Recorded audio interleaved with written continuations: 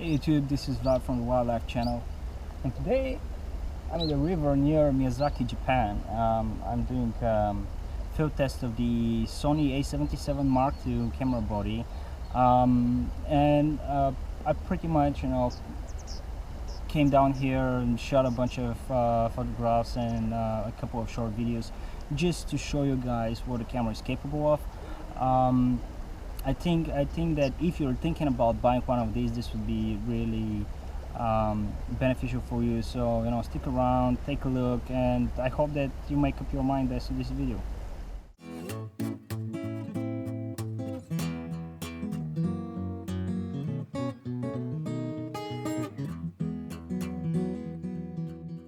A field review of the A77 Mark II has been one of the most requested topics, so we decided to make one. Packed everything I needed, and armed with the GoPro, I took off.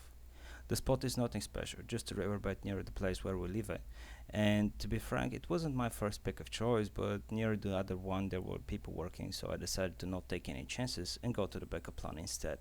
Whenever going to a field shoot, meaning not shooting from a height, it's important to anticipate the lighting conditions so your subject is optimally lit, as well as to think about the background. When I started shooting wildlife, I made occasionally killer shots with so crappy backgrounds that the pictures were virtually useless, so I had to learn this the hard way.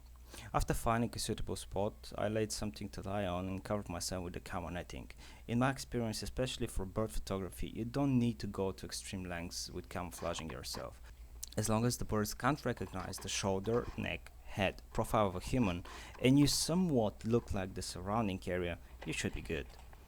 After a while, the birds calmed enough to start coming closer. As a rule of thumb, especially if you're dealing with somewhat more easily scared animals, I recommend to let them feed or bait or drink or whatever they come closer to you to do before starting shooting, just so you don't scare them off and they don't come back for maybe a couple of hours. In my particular case, I got a couple of white and a whole bunch of Japanese wagtails, as well as I heard a couple of sandpipers, but apparently they were too shy to show up anywhere near me.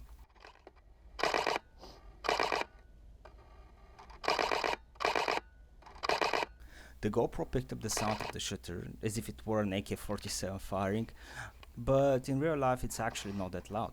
In fact, it's a lot quieter than a DSLR, so I suppose the hard mount of the GoPro must have transmitted the sound directly to the mic. For today I was shooting in aperture priority mode at f3.5 f4, firing at 8 frames per second at 1500 and anywhere between 160 and 400 ISO. I like how the aperture priority mode of this camera has been made to try to hold a minimum speed of about 500 of a second, just like the Nikon D7000, D7100, which the A77 Mark I wasn't capable of. The focus was snappy enough, and I need to make a notice that my lens is motorless, so I'm relying on the screwdriver in the body to focus, and still, for most conditions, it's more than enough. To be fair though, shooting birds of prey in flight, for instance, might turn out to be a little bit more complicated or challenging if the lens you're shooting with is motorless, but that's a shortcoming of the lens and not of the body, so I just decided to mention it but not really heavily accent on it.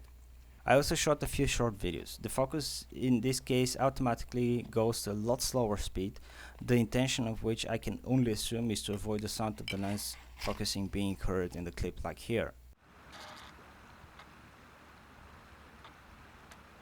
Overall, however, the camera is doing great. This is to be expected by the top flagship of the brand. I do, however, recommend using an external mic for video recordings. The Boya shotgun mic that I use did awesome job and it didn't pick up the lens refocusing as the internal one did. Here's a comparison.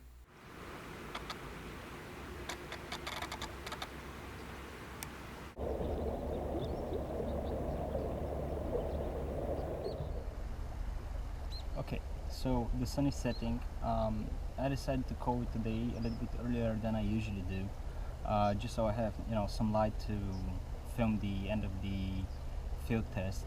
I shot the A77 Mark II with the Tamron 300 2.8 prime lens, and for a certain amount of time I also shot with the 1.4 teleconverter. Nice, the wagtails are just going crazy around me.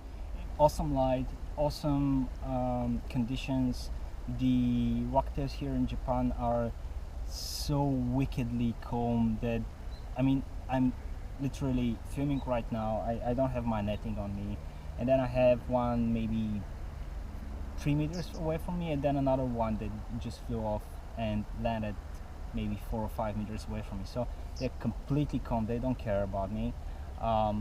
So that was awesome. In any case, I also shot a couple of videos in program mode.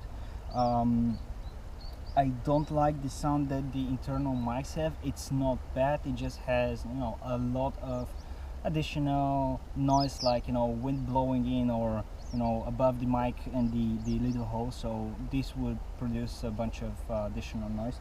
That's why I'm using this external mic. So yeah, this pretty much wraps it up. Again, this is kind of my third review of the A77 Mark II. Awesome camera. I think this is one of the finest instruments for wildlife, especially, you know, in the crop range, and especially under the $2,000. So I definitely recommend to check it out. If you are thinking about switching to another brand, the A77 Mark II is an awesome choice, and I definitely recommend it. There are a bunch of other cameras that are pretty kick-ass too, like the recently announced Nikon D500 or the Nikon D7100, 7200.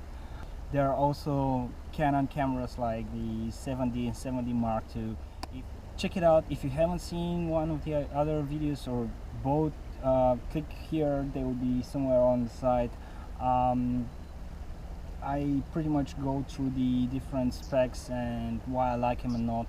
I've been using the A77 Mark II for a little over a year now, and it's an awesome camera. So that's it, guys. If you like the video, make sure to click the thumbs up, and make sure to subscribe if you haven't yet. We'd love to have you stick around for more wildlife stuff coming up. So yeah, take care, guys.